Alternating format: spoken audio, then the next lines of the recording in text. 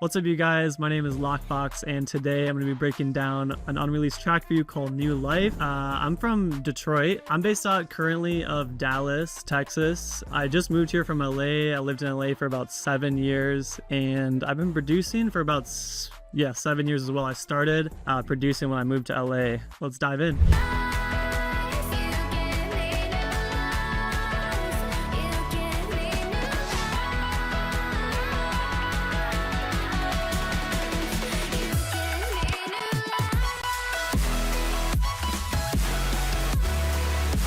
Alright, so yeah, the bass processing behind this track. There's a lot going on here, a lot of layers. Usually I try to keep it as simple as possible with my layering because, you know, it can get pretty crazy. But for a song like this, I really wanted that like fuzzy, punchy bass. So I'm doing a couple of things here. I have this mid bass group.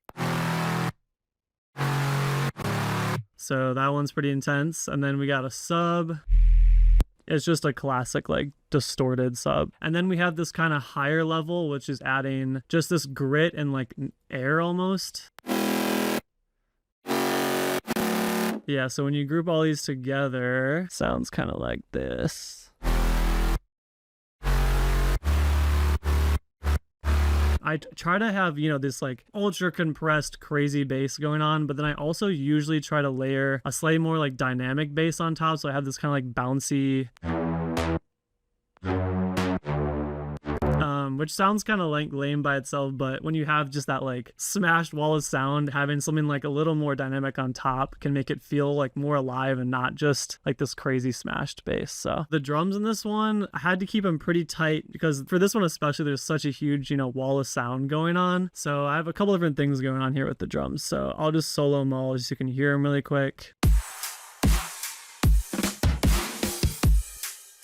Yeah, so there's some pretty cool stuff, but the main parts of the drum, and I'm honestly just using a bunch. I was looking through this project and I was like, literally everything I'm using is pretty much just a Virtual Riot sample pack. I must have just been in the zone with that pack. It's good to know though that, you know, like it's really not that crazy. It's just about layering and sample picking at the end of the day. So, you know, I have this main kick, and then I have a couple of layers with the kick, which is sometimes something I do. So I have these two little guys on top, to get some like room, you know, behind the kick. So together, you know, I got some classic tops. Again, looks like they're just Virtual Riot. It's like the classic dubstep melodic bass, you know, and then yeah, just a snare, which is I guess a couple layers here. I'll zoom in. It switches a little bit, different attack release, and then, you know, layering it with this stuff can be really helpful just to add some more like room to it. And then, you know, I have a bunch, just, you know, some random fills and ear candy to spice it up. So that's kind of like the sample choices behind the drums. You know, I have all these layers, they're all doing different things, but I feel like it's really important to kind of glue them all together in the bus here. So I have a black box, which is, you know, just some great distortion. It's at like 50% mix, so, you know, a little bit of parallel, nothing crazy. And then I have the Shadow Hills, which is a classic, big fan of that. Just some more drum parallel, and then I'm doing some clipping, really just chopping off the tops of that, keeping it tight, and then just a Pultec to, you know, I think I'm boosting the bass a little bit here. Yeah, I'm boosting like 100 and like 4K ish, so just giving it a little more color. And then I'm ending with another clipper. Yeah, just pretty much just like distortion, compression, clipping, kind of the sweet spot for your drums there. You know, that really is important, gluing all these drums together. So honestly here I'll solo it and unsolo it. Hopefully looks like I'm doing a little gain station, so you should be able to hear what's going on. So here's before. Like there's just no life there, you know, like they're not glued, they're not working together. So when you really distort it, clip it, compress it,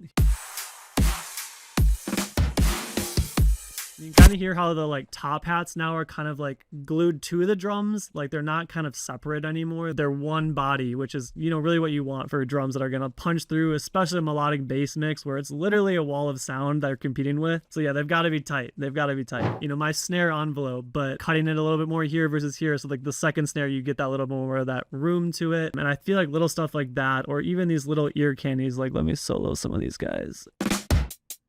Just little stuff like that you don't really even hear too much in the mix, but it gets that groove really locked in, especially these like pre-drop fills, which I thought were really cool. Let me go play these. Yeah, just like really tight. And I think what I did is I just dragged in like 5 different loops, found some cool transients, and kind of just comped them all together into one thing that was cool. Yeah, those go a long way. Those go a long way. I think it's just experimentation. I try to, like I said, grab a bunch of loops or like already done fills, like Virtual Riot has a ton. And then, you know, for example, it looks like I have a couple already in here. So, you know, maybe I grab, you know, this from one and this part from another and kind of just try to build this, you know, hybrid sound from all of these and, you know, work them together a little bit, because these are 4 different fills kind of put together in a cohesive way. So yeah, it's just trial and error. I don't really know what I'm doing for this melodic bass genre. I will say I feel like a lot of people just starting out with the genre or still trying to figure out how to mix and get that huge sound kind of over focus on the saw stacks. Like, they're super important, but honestly it's all about the mid bass and the, you know, the atmospheres, the leads. But here's my saw stack just for reference. It's honestly not that big. It's kind of thin, but it's just enough to give you that, you know, wide stereo, you know, noise. So you can see, I can go through my saw chain here, but I'm honestly EQing a lot of the low mids out. There's always an issue, you know, with that 3-4K. It's really harsh with super saws. If you're a melodic bass guy, you know. But I wanted to leave a lot of room, you know, for these basses, because, you know, when I sew them together, it's the bass that's driving the song, and you'll hear that. So let me just solo these. They're kind of distorting together, so you're getting that crunch from the bass, but without the bass it's really nothing. Yeah, if I go through these layers here, you know, you have a classic trance lead or saw stack. That's silent. Usually for my super saws I'm using like Silent or Serum, but it's super simple. I'm not trying to do anything too crazy. Here's a Serum stack. So you probably heard I use slightly different voicings on the second chord here, and I think on the first chord too, just so that if you're layering a bunch of different saws together, they're at least bringing something kind of new to the table. I try to do that when I layer a bunch of stuff. It's like, what is the purpose of this instrument, this saw? If I'm just layering it to make it louder, it's kind of defeating the purpose. Like, it needs to bring something to the table. So at least if I'm layering a different type of VST, like Silent versus Serum, I try to also change the voicing. And then I think I have like a pulsing one and some air here, just some extra. Yeah, so you put those all together and you get that wide wall of sound. I think when you're building out these saw stacks, each saw and super saw layer you're using like needs to have a certain purpose, right? It needs to have a reason to be there. So usually when I'm layering, I start with this wider, all-encompassing saw, which has like a bunch of voicings. It's really wide. So this one, you know, classic. And then this one I'm using slightly different voicings, so it's bringing something new to the table. Here's the voicing of that one, then here's the first one. So slightly different progression voicing wise. And then these other two, again, like this is an air layer, so I wanted it to be higher up, so I'm not only changing the octave, but I reduce the number of voicings, I spread them out a bit. So a slightly different thing is bringing to the table. And then last but not least, I have this like lower grit, and you'll see like compared to these top saws here, for this first chord, there's only 4 voicings versus this, there's probably like 10, you know? So this one, you get that really simple, like simple classic sound. And then when you put them all together, you kind of just get that big Mod Podge sound, wall of sound.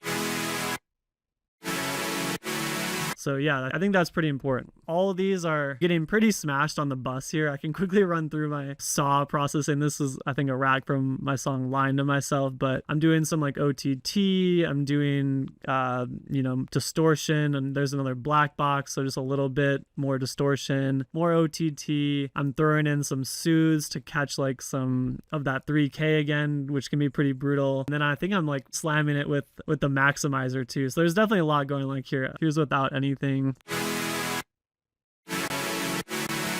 I mean, it doesn't sound horrible, but you definitely get that kind of like, you know, low mid grit. You get a little more, yeah, it's a little more crunchy, just a little more like flat. So it's always great, especially when we're talking about melodic bass and these walls of sound that are just ultra compressed, also ultra distorted. You kind of want some more dynamic layers, right? Like how I was talking about the mid bass. So for example, I have these keys that I don't even know if I'm sidechaining them. Like I really wanted them to be just floating on top. So for example, they're these guys. So like just something just floating on top that can, you know, make it feel more alive. And then I have these vocal chops as well, which I think I am automating some of this washout like on the build here, and I'll play it solo and then I'll play it in context.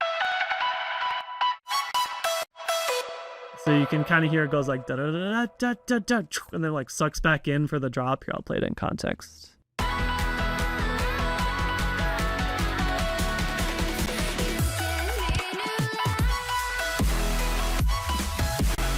So it's kind of like da da da da, and it sucks back in like right at that last hit here. So that way it goes like mono. So that way there's just even a little bit more contrast that you're probably not even going to notice, but that way the drop really feels like it's exploding back into stereo. And then, you know, some more call and response. So this first layer here of vocal chops is pretty distorted, pretty dry. Well, I guess dry's on the word. Definitely has reverb, but then, you know, this response I have here, I have like a chorus on it. I've got some micro shift, which is like widening it. So it's a different vibe. So I kind of have this more like mono, like central vocal chop that's driving the song, and then the response section, it's kind of like taking a back seat and letting, you know, like this other playful lead come in. So that's kind of something cool you can do just dynamically to make it feel different. And then again, it comes back in hot. So the dynamics is key, and automating and just having different layers doing different things. Sometimes in my build right before the drop is kind of a classic trick. I don't think I'm doing this one, but I probably would end up doing it on like the final master. But you can, you know, automate a stereo width down like on a utility, and then as soon as the drop hits, it kind of explodes back out. But I think for this one, since I had these vocal chops essentially doing that, so how they kind of pull back in and then explode in the drop, and then these drums that are kind of like it, like they ba ba ba ba ba ba ba, and then the drop kick hits, and then the hats come in and they're really stereo. So yeah, for example, you know, my tops are pretty stereo. It looks like I'm panning these to the left, these to the right, just to give a little more stereo on the drums. The issue with melodic bass is it's such a stereo, you know, centric genre. Like these super saws are like maxed out stereo, you know, they're like 16 voices, they're as wide as they possibly can be. So it's a balancing act, you know. That's why I actually have this lead kind of be more mono, just so it can have a place to live, you know, when everything's competing in this stereo width space where there's saws and there's hats rattling off that are high end. Like it's really important to try to carve out a specific piece, you know, for each element. So, you know, these keys are living pretty wide as well. Yeah, so you got those that are super wide, you got the super saws that are wide, and then you've got like leads going on. So yeah, definitely with my bass, it's pretty mono, especially like this gritty layer. I think it's like fully mono. Let's see. So that's like just straight monoed on a utility. I think some of my mid basses are pretty wide. Let's see here. Yeah, so those are wide, which is the reason I added that bass grit layer, because I was like, okay, I can't have all my basses be like pretty wide because they're just gonna, you know, get lost. So these wide mid basses are kind of blending in with the saws, and that's the reason they're wide, but always having a couple layers that are really driving down the middle. So obviously my sub is in mono, these bass grit layers are in mono, and I think my lead is in mono, so that everything else can live in the stereo field. So it's a tough balancing act though with melodic bass. Yeah, my process for starting songs, it's always pretty different, but I will say I usually start with chords or like a chord progression. I find that if I don't have something melodic to build off of right away, for this type of genre, it's just so fundamentally the core of the song. I feel like if my chord progression isn't really locked in, I don't spend a lot of time on it, that the overall song structure can just kind of lose a lot of its impact. I guess you could start with a bass too. Sometimes I just start with a simple re-space that's, you know, doing like a 4-chord progression, and I build, you know, a piano over that. For this one specifically, I had the vocal, so I actually just built around that.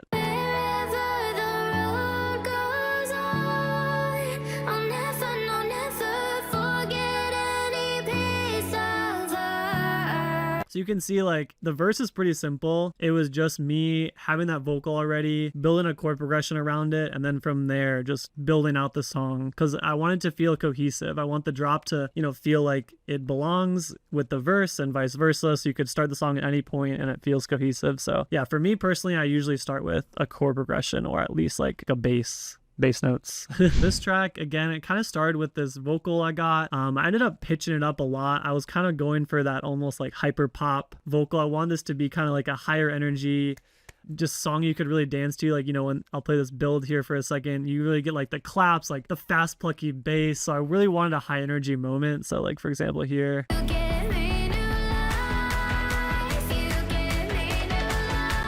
So that was like the core. I was like, okay, like I wrote that build and I was like, okay, this is going to be like one of those, you know, just 150 like slammers, because I just wanted a classic kind of dance anthem. But I've been trying to incorporate like vocal chops and like these in kind of a modern way. So, you know, I have these like really fast vocal chops come in. So for example, in the second half of the song here, I really wanted there to be like a moment where they really shine. And it's not just that classic wall of sound. So I thought that was really cool. So here, let me play that.